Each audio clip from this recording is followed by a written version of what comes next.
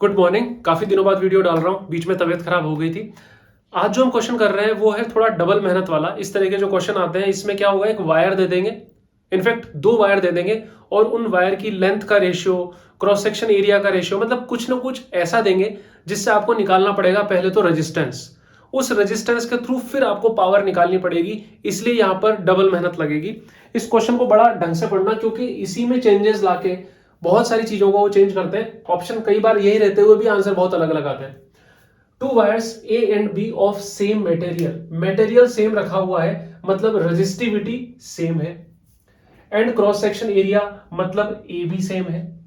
Have their lengths in the ratio of 1:2, मतलब अगर ए की लेंथ 1 होगी तो बी की लेंथ 2 होगी, मतलब अगर ए की लेंथ L होगी तो बी की लेंथ 2L होगी। यहां तक हमें समझ में आ रहा है। On connecting them to the same source, मतलब वोल्टेज क्या रखा हुआ है, कांस्टेंट रखा हुआ है। मतलब अगर पावर हमें निकालनी पड़ी तो P equals to V square by R वाला फॉर्मूला हमें लगाना है। मेरा फेवरेट आपको पता ही है। The rate of heat dissipation in B, rate of heat dissipation मतलब पावर एक्चुअली में, तो power of B is found to be 5 watt. Power of B equals to 5 watt, तो ऑब्वियसली पावर इन ए आपको पूछा जाएगा कितनी होगी। Then rate of heat dissipation in ए। एक बार हम क्या करते हैं कि ए और बी को कनेक्ट करके देखते हैं।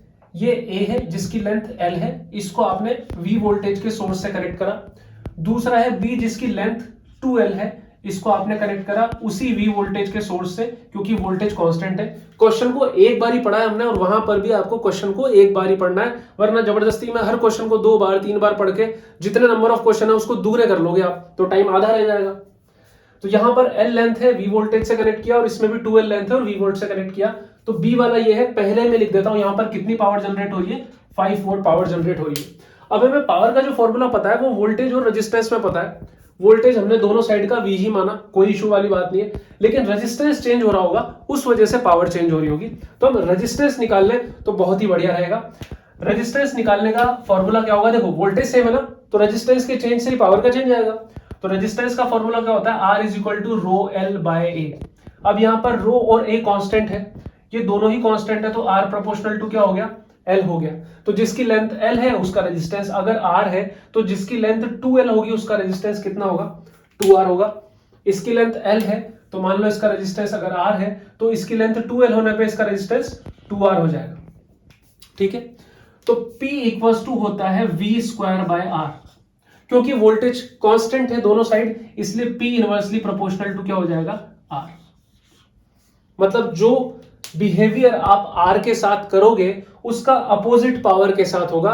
मतलब जिस सर्किट का रेजिस्टेंस ज्यादा उसमें पावर कम, और जिस सर्किट का रेजिस्टेंस कम उसमें पावर ज्यादा। जिस सर्किट का रेजिस्टेंस जितने टाइम्स कम उसमें पावर उतने टाइम्स ज्यादा। यहां पर ये सर्किट का रेजिस्टेंस 2 टाइम्स कम है, मतलब यहां पर आपने 2 का डिवाइड लगाया तब जाके 2R से R रेजिस्टेंस मिलेगा। तो इस सर्किट की पावर और इस सर्किट की पावर में मल्टीप्लाई बाय 2 करना पड़ेगा। अगर यहाँ 5 वोल्ट प्रोडक्शन हो रहा है तो यहाँ पर कितना आ जाएगा, 10 वोल्ट। ये कहां से बता पा रहा हूं, इस रिलेशनशिप से बता पा रहा हूं। इसको ऐसे भी कर सकते हैं, देखो P A upon P B equals to R B upon R A. यहां से मैंने किया इस तरीके से, इनवर्स का रिलेशन है, पी ए के सामने आर बी आ गया, तो पी ए आपको निकालना है, P A equals to P B multiply में R B upon R A. P B कितना है, power in B 5 volt, R B कितना है 2R, और आर ए कितना है आर से आर कट गया 10 वोल्ट आ गया। एक बार देख लेता हूं ये दिखा नहीं दिखा नीचे जाके। ओके, तो ये कैलकुलेशन तो हम कर ही लेंगे ना, ये तो 9th क्लास 10th क्लास का बच्चा भी कर लेता है, लेकिन लॉजिक से करना ये आपका टाइम बचाएगा। आई होप समझ में आया होगा आपको। नेक्स्ट वाले की तरफ बढ़ते हैं, उसमें थोड़ा सा स्कोर कॉम्प्लिकेट करते हैं। अब देखो ये जो क्वेश्चन है किसी को लग सकता है कि हाँ पहले जैसा ही तो क्वेश्चन है, लगभग लगभग सब कुछ चीजें सेम है, वही बी में जो पावर 5 वोल्ट जनरेट हो रही है एक ही पावर बतानी है, सेम मटेरियल का बना हुआ है, सेम मटेरियल का बना हुआ है, मतलब यहां पर भी रेजिस्टिविटी कांस्टेंट है। उसके बाद मास ही तो कांस्टेंट आया, नया हो क्या गया इसमें भाई, यहां पर क्या है, 2 wires A and B of same material and mass, यहां पर मास कांस्टेंट है। Have their lengths in the ratio of A and B, मतलब अगर ए की लेंथ L है, ए की लेंथ अगर L है तो B की लेंथ 2L हो जाएगी। On connecting them to the same source, मतलब वोल्टेज क्या है, कांस्टेंट है। The rate of heat dissipation in B, मतलब again power in B equals to 5 volt दे रखी है, तो पावर इन ए आपको फाइंड करनी है। तो कुछ कुछ लॉजिक तो आप लगा रहे होंगे कि हाँ आंसर पहले जैसा तो शायद ही है, पहले तो 10 वोल्ट आंसर आ गया, लेकिन अब आया नहीं आया पता नहीं। तो यहां हम देखते हैं कि मास कांस्टेंट होने से क्या हो जाता है।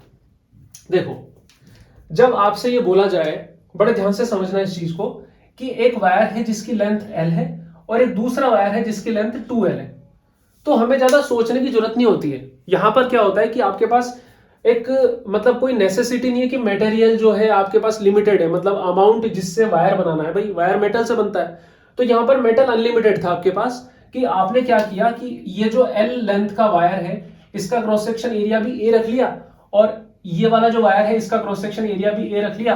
ऑफ कोर्स ये लंबा वायर है और इसका area of cross section same है, तो इसमें ये एक्स्ट्रा मटेरियल लगा होगा ना, ये कहां से आया होगा, तो ये आपके पास था, काफी सारा मटेरियल था, तो आपने एक्स्ट्रा लाके लगा दिया और दोनों का क्रॉस सेक्शन एरिया सेम रहा।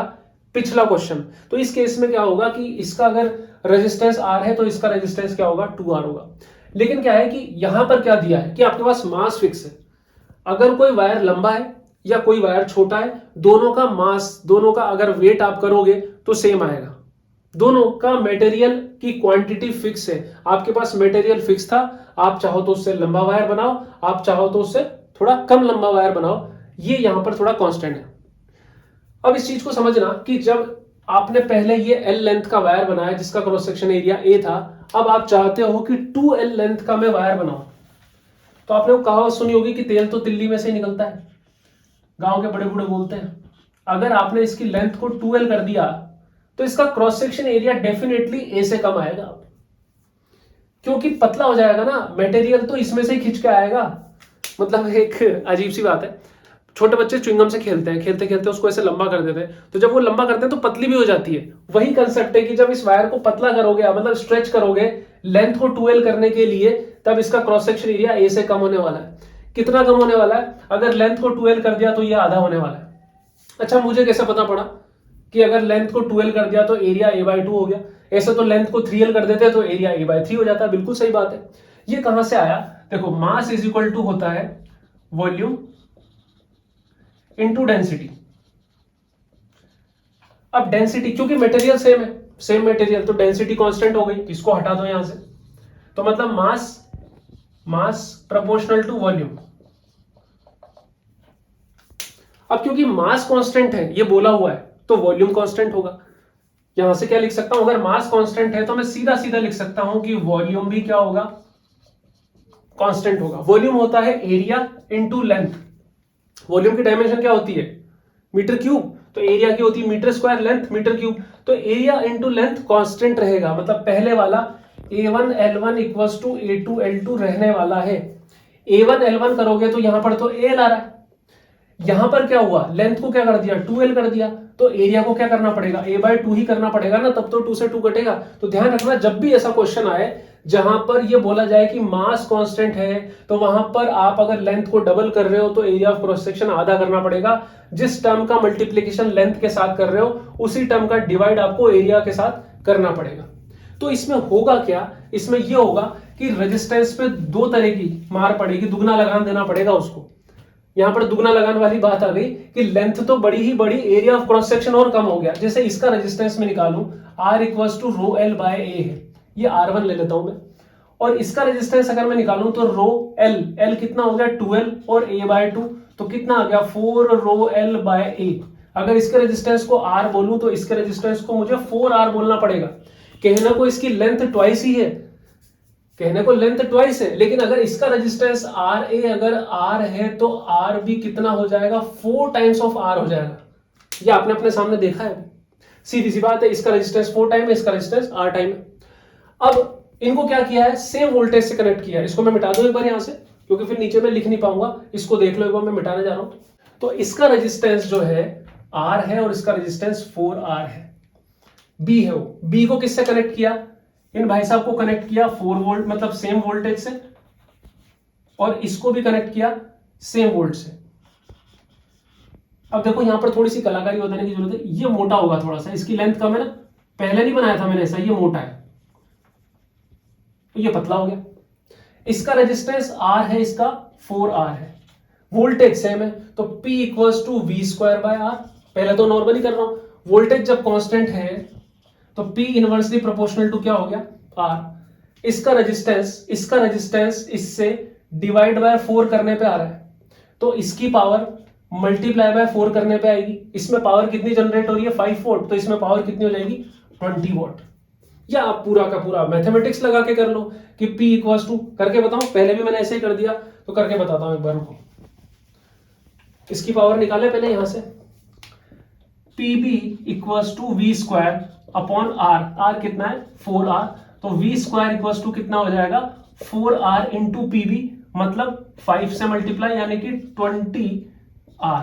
We square equals to 20R आ गया। वी नहीं निकाल रहा अभी, यहां पर फिर से वी स्क्वायर करना है, इसलिए PA अगर मुझे निकालना है तो V square by R, voltage तो सेम है, जो उससे है वो भी यहां डाल सकता हूं। वी स्क्वायर कितना है 20R अपॉन R, कट गया, कितना आ गया 20 वॉट। तो समझ में आया आपको ये वीडियो?